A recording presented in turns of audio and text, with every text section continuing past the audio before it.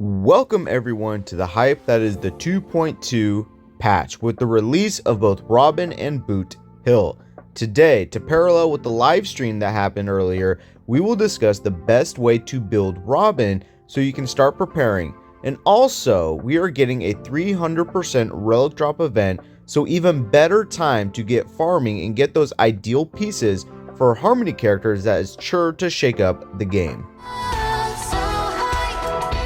So first thing to note is that all her skills and traces that I will be talking about are going to be at level 10. The skill, Pinion's Aria, will increase damage dealt by all allies by 50%, lasting for 3 turns. This duration will decrease by 1 turn at the start of Robin's turn, which pairs up with her trace, Sequentia Passage, which states, when using her skill, additionally regenerates 5 energy. Next, her ultimate, Vox Harmonic Opus Cosmic. Robin enters her concerto state and makes all other allies immediately take action. When in the concerto state, increase all allies' attack by 22.8% of Robin's attack plus 200. Moreover, after every attack by allies, Robin deals additional physical damage equal to 120% of her attack for 1 turn. The crit rate for this damage is set at 100% and crit damage is set as 150%. So this additional damage is not her actually doing the damage, but it's causing the attack being hit to take extra damage, which is not considered an attack. When in the concerto state, Robin is immune to crowd control debuffs and cannot enter her turn or take action. A concerto countdown appears on the action order bar. When the cooldown's turn begins, Robin exits the concerto state and immediately takes action. The countdown has its own fixed speed of 90. Pairing nicely with her trace, Impromptu Flourish.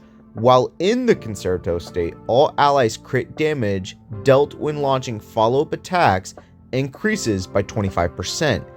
And then finally, her talent, Tonal Resonance, increases all allies' crit damage by 20%.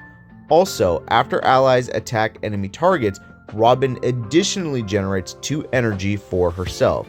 So as you can see, Robin supplies plenty of buffs for your team, and while she may shine more so on the follow-up attack teams because of her Impromptu Flourish trace, she is still more than capable of being put on any team that needs a Giga Strong Harmony character. Jumping to Lightcones, let's start with her signature, Flowing Night Glow. The wearer gains 1 stack of Cantillation.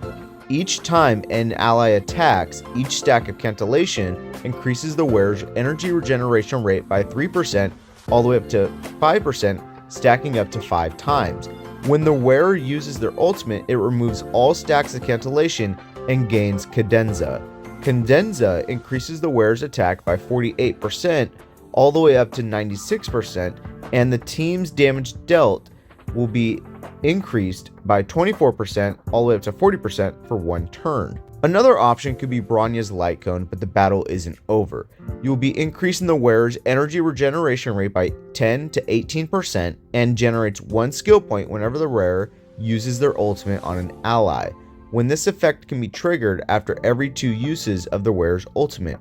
When the wearer uses their skill, the next ally taking action except the wearer deals an additional 30 to 50% more damage for 1 turn. Next up we have Past and Future. When the wearer uses their skill, then the next ally taking action except the wearer deals an additional 16 to 32% damage for 1 turn. Dreamville Adventure. After the wearer uses a certain type of ability such as basic attack, skill, or ultimate, all allies gain Childishness. This increases damage for the same type of ability as used by the wearer by 12 to 20%. Childishness only takes effect for the most recent type of ability the wearer used and cannot be stacked. So more so with the relics, I would say than the Lightcones is how important the stat makeup is. To get the most from Robin, you want her attack stat to be as high as you can get it. So in the sense, building her like a DPS unit is going to benefit you the most. So with this in mind, running the 2-piece of both Prisoner of Deep Confinement and Musketeer of Wild Wheat will give you that extra attack boost in order to maximize her support capabilities. Or you can run the messenger set and try to get some good attack rolls in order to get her speed up so you can have more actions. For ornament sets, I think you have a lot more options to run. The Broken Keel set, allowing your team to have 10% additional crit damage as long as your effect resistance is above 30%. Penacony, Land of the Dreams, allowing 5% more regeneration rate. And finally, Space Sealing Station, which probably will be the best in-slot ornament set, giving you 12% attack boost, and if your speed is 120 or higher, you get an additional 12% attack. So something that Hoyle loved doing is releasing Harmony characters because they shake up the meta. They just shake everything up. With the release of Robin, the first thing that comes to mind is that a new team will finally be able to take its seat at the table, that being the follow-up team. Robin will excel on the follow-up attack team, synergizing with Ratio, Topaz, and Aventurine, allowing that team to join that meta discussion. And honestly, she isn't just suited for that one team. Robin will be splashable on various teams as she provides plenty for all DPS units. So, is Robin a must-summon character? No, but you will benefit a lot from having her.